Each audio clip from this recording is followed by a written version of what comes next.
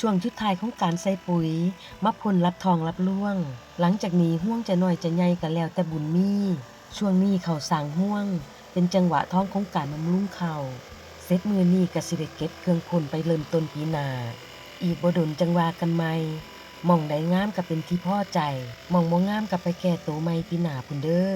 เพราะมันมีหลายปัจจัยทั้งฟ้าและฝนทั้งโรคเพียโรคราธรรมชาติเฮ็ดให้กังวล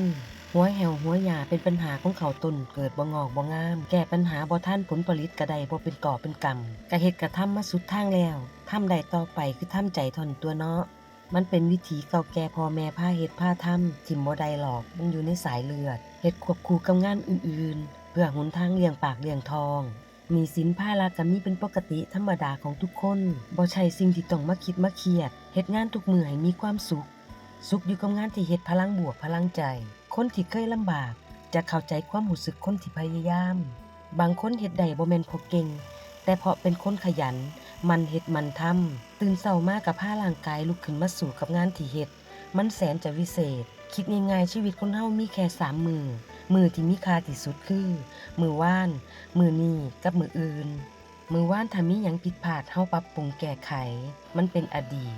มื้อนี้เฮาเฮ็ดมันให้ดีที่สุด